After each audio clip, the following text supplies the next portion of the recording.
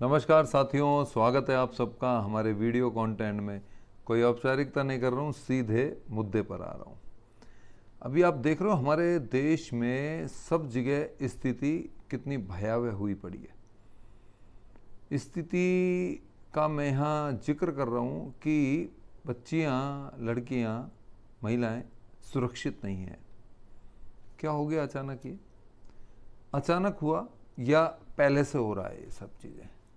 और मैं कहूँगा कि अचानक कहीं कुछ होता नहीं है, ये पहले से हो रहा है।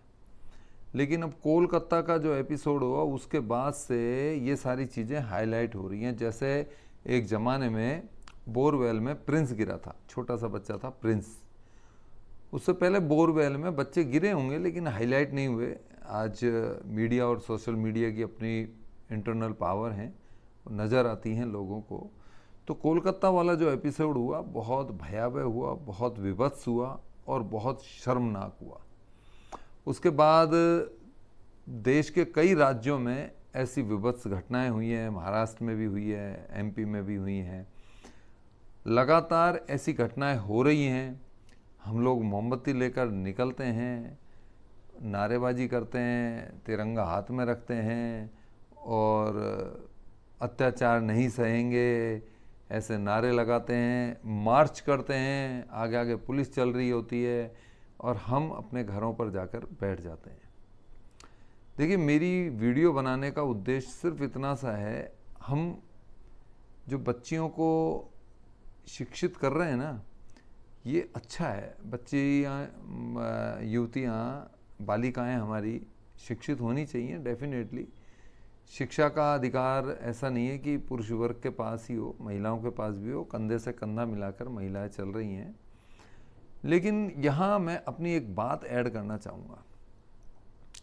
पढ़ाई बच्चियों को कराते रहिए, कोई प्रॉब्लम नहीं है, बहुत अच्छी बात है। लेकिन वो पढ़ाई के साथ साथ बच्चियों को आत्मरक्षा के गुर भी सिखाइए, उन्हें लड़ाकू बनाइए। अब आप सोचोगे कि यार ये किस तरीके की शिक्षा दे रहे हैं, बच्चियों को लड़ाकू बनाइए। हमारे संस्कार ही ऐसे नहीं हैं। हमारे संस्कार तो वही हैं, बच्ची बिल्कुल यूँ घूंघट में हो, बेचारी बिल्कुल ऐसी सीधी सी हो। देखिए, सीधा सा होना अलग चीज़ है, लेकिन अपनी पावर को पहचानना, दैट इज़ डिफरेंट, ये अलग है। हाथी इतना बड़ा होता है, आप देखिए हाथी कितना बड़ा होता है, लेकिन शेर और हाथी चाहे ना एक मिनट में शेर को अपनी सूंड से पकड़ के यूँ उछाल दे हवा में और शेर कहीं का कहीं पहुँचे।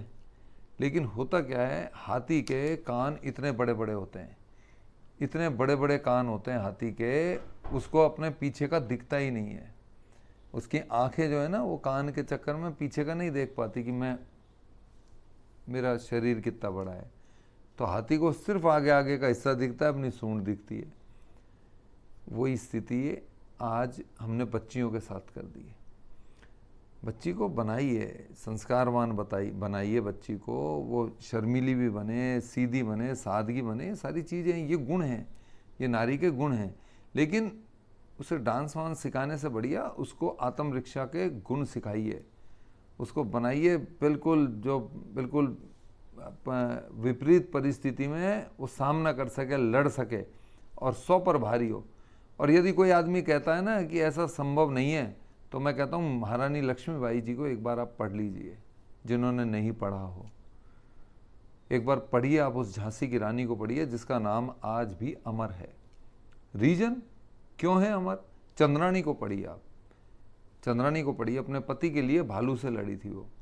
कितना बड़ा होता है भालू, उससे लड़ी थी और भालू को मार गिराया महिला ने।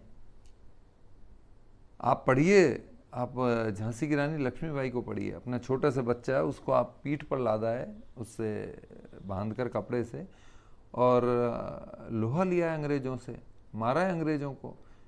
अंग्रेज खौफ खाते थे शेरनी से।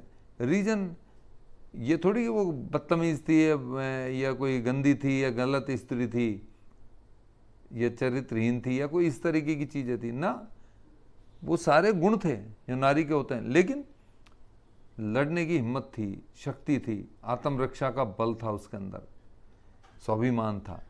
कैसे हार मान ली? कि हार नहीं मानी थी उन्होंने, हार नहीं मानी थी।